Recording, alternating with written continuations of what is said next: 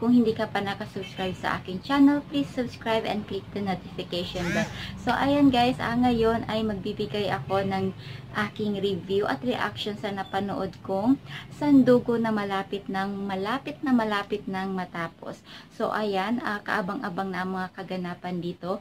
Dahil ito ay itong si Leo ay mamamanhikan na nga dito kay Grace, na manhikan siya kay Grace kahit tutol yung kanyang magulang, at pumunta muna itong si Leo sa kulungan. Ayan, binisita niya muna yung kanyang ama na si Ulysses, ama-amahan na si Ulysses, para itanong kung may galit nga ba sa kanyang ama itong kasi muntik na siyang mamatay.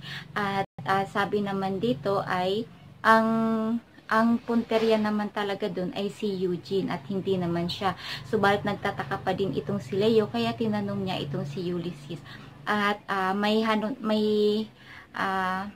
para kasing nag-aalangan itong si Ulysses na pagkatiwalaan itong ang si Leo, dahil anak pa din ito ni Eugene. So, ayan, sa engkwentrong naganap, si Eugene ay iniligtas ng kanyang ama na ng kanyang anak na si Aris, na si Leo siya. Ayan, si Leo, si Aris ay same lang po yun. And then, yun, si Cordelia ay pumunta sa event na kung saan itong pamamanhikan nga ni Leo kay Grace. Subalit nagkagulo kasi si Cordelia ay nagdala siya ng pagkain, kahit meron naman dun mga pagkain na, at nang insulto na naman to sa mga kababayan ni Grace.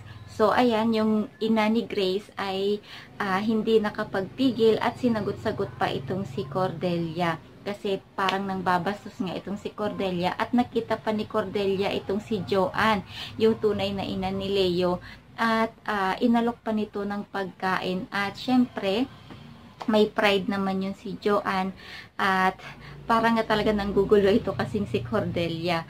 At ayun, ito yung pinakamatinding balita ngayon, itong si Ulysses ay nakatakas. Ayan, ito ay nakatakas si Ulysses sa kulungan. At na naman kaya ang gulong dala nito ni Ulysses. Ayan, so nakatakas ito, at naging abala itong si Eugene dahil nakatakas nga ang ama-amahan ng kanyang anak na si Ulysses. So, delikado ito kasi nakatakas nga. So, madaming kaabang-abang ditong magaganap guys, kasi kahit hindi nakapunta sa pamamanhikan itong si Ulysses ni Leo, ay kasabay din noon ang kanyang pagtakas. So, itong si Grace ay nagdadalawang isip nga pala ito guys, si Grace kay Leo, dahil nga sa mga nangyari pa noon, at hindi niya alam kung nagbago nga talaga ito. So, balit tanging pag-ibig lamang ang makakapagbago dito kay Leo. Kasi itong parang si Leo, parang gusto na din itong magbago. Kasi kapag tinatanong ito ni Cordelia kung saan nanggaling, hindi na raw niya saklaw, or hindi na siya katulad ni Gwen na susubaybayan pa kung saan siya nanggaling, kung ano oras siya uuwi. So, itong si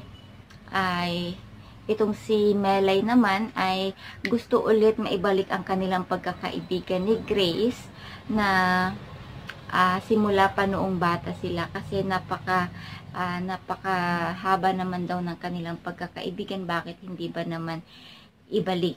So, ayun, nakipag-usap itong si Melay pakatapos na umalis itong si Leo. So, ayun, sana tanggapin naman to ni Grace ang pakikipagkaibigan nito, kasi parang may maganda naman talaga tong intention itong si Melay. Ayan. At ayan yung mga susubaybayan natin dito sa Sandugo, na si Leo ay magbago na nga ba at ayaw na niya sa operasyon na illegal, kasi meron naman daw siyang legitimate na business, which is yung hotel. So, ayun, may legit na siyang negosyo, kaya pwede na talaga itong magbago si Leo dahil sa pag-ibig niya kay Grace. And itong sina Eugene at JC ay mapapaniwala na talaga na ito ay nagbago na nga itong si Leo at kumalas na sa sindikato. Subalit magiging delikado. Theory ko lang ito guys, theory ko ito na magiging delikado ang buhay ni Leo dahil nakatakas itong si Ulysses. So, ayan. Or lahat sila magiging delikado. So, walang ibang magdadamayan kundi ang kanilang pamilya din. So, ayan. Sa katapusan nito, magkakaroon din ng hustisya ang lahat. So, ayan. Thank you guys for watching.